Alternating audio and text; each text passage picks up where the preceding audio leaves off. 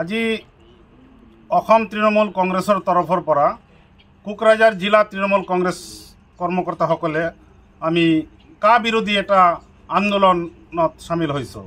কাৰণ ভাৰতত যে কা আইন বলবৎ কৰি আছে এইটো ভাৰতবাসীৰ কাৰণে অমংগল সূচক।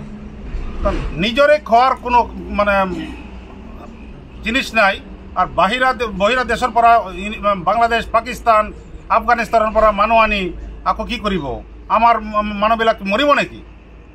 গতিকে আমি এই কা আইন আমি নামানো। আমি তৃণমূল কংগ্রেস এইটো বিরোধিতা কৰি আছো, কৰি যাম। যদি কৰিব লাগে আমি গণতান্ত্ৰিক পদ্ধতিৰে বৃহত্তৰ আন্দোলন আমি গঢ়ি তুলিম। কা আইনৰ উদ্দেশ্য হল বিজেপিৰ যেটো ভোট বেংক, এই ভোট বেংক কমজোরি হৈছে। বিজেপি এইটো যত বিজেপির মানে ভোট বেংক কম আছে তাত বিদেশের পৰা মানুহ আনি বিজেপিৰ মানে ভোট বেংক শক্তপোক্ত কৰাৰ কাৰণে চিন্তাধাৰা কৰি আছে। যদি সৰকাৰে আইনটো বাতিল নকৰে তৃণমূল কংগ্ৰেসেৰ ফালৰ পৰা আপোনালোকে কি পদক্ষেপ? তৃণমূল কংগ্ৰেসেৰ তৰফেৰ পৰা আমি গণতান্ত্ৰিক পদ্ধতিৰে বৃহত্তৰ আন্দোলন গঢ়ি তুলিম। কা আমি নামানো, হবলৈ আমি নিদিওঁ।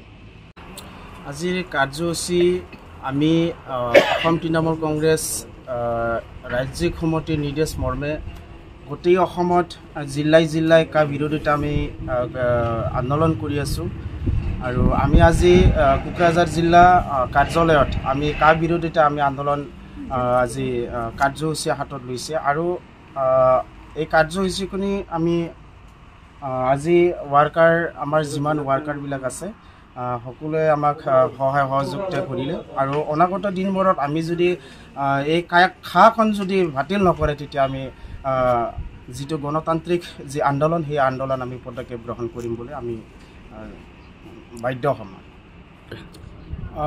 অসমত বেছি গোটেই অসমবাসীয়ে প্ৰভাৱটো এইটো পৰিবই, আৰু জাতি বুলি নহয় গোটেই অসমবাসী প্ৰভাৱ পৰিবই। কাজ যেতিয়া বলবৎ হ'ব তেতিয়া গোটেই অসমত জাতি জনগোষ্ঠীবিলাক প্ৰভাৱ নিশ্চয় পৰিব।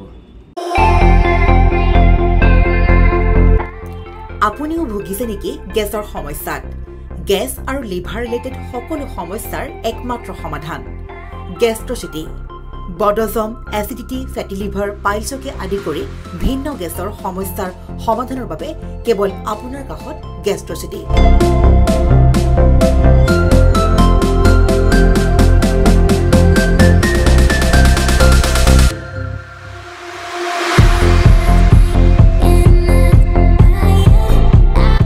ভিজিট কৰক গেষ্ট্ৰচিটি, গুৱাহাটী, হাতীগাঁও চাৰিআলি।